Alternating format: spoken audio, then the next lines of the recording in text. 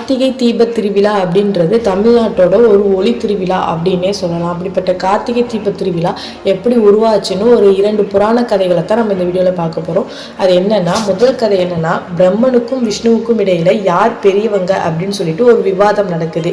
அப்போ அங்கே அக்னி பிளம்பாக வந்து சிவன் லிங்கோத்பவராக தோன்றி 2 பேத்துக்கும் நடுவில் ஒரு போட்டி வைக்கிறாரு.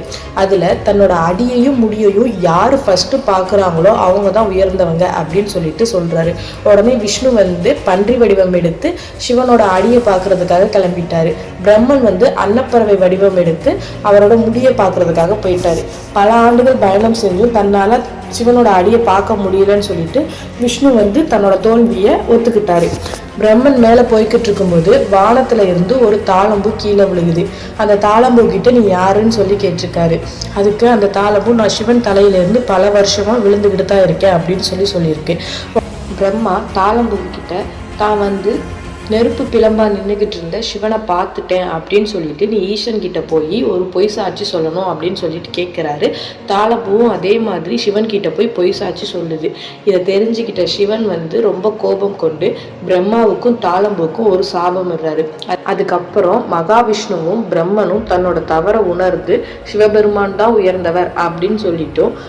அதாவது அவங்க 2 பேருமே பார்த்தா அக்னி ஜோதி பிளம்பான லிங்கோத்பவரை எல்லோருமே பார்க்கணும் அப்படின்னு சொல்லிட்டு சிவபெருமான் கிட்ட ஒரு கோரிக்கை வைக்கிறாங்க.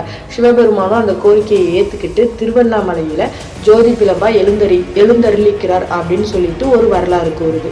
இன்னொரு புராண கதை என்னன்னா, சிவபெருமானோட 5 முகங்களான ஈசானம், தற்புருஷம், அகோரம், வாமதேவம், சத்யோஜிதம் அப்படின்ற முகத்தோட அத்தோ அப்படின்ற 6வது முகம் வெளிப்பட அந்த 6 முகத்திலிருந்து ஏற்பட்ட தீப்பொறிகள்ல இருந்து தான் முருகப்பெருமான் அவதரிச்சிருக்காரு. அந்த தீப்பொறிகளை வாயு பகவான் சரவண பொய்கையில போய் சேர்க்கிறாரு. அந்த 6 தாமரைகள்லையும் குழந்தைகளாக முருகப்பெருமான் மலர்ந்து நிற்கிறாரு. இந்த குழந்தைய 6 கார்த்திகை பெண்கள் தான் வளர்த்துட்டு வர்றாங்க. பார்வதி தேவி தாய் பாசத்தோட அணைச்சதால முருகப்பெருமான் வந்து 6 தலையையும் 12 கைகளுடன் சேர்ந்த ஆறுமுக சுவாமியாக அவதரிக்கிறாரு. முருகரை வளர்த்த அந்த கார்த்திகை பெண்கள் வானத்துல 6 நட்சத்திரமா மின்னுவாங்க அப்படின்னு ஒரு வரத்தை அளித்த தினம்தான் கார்த்திகை தீபம் தோன்றியதா ஒரு வரலாறு கதை சொல்லப்படுது. இப்படித்தான் பல புராண கதைகள் கார்த்திகை தீபத்தை பத்தி இருக்கு.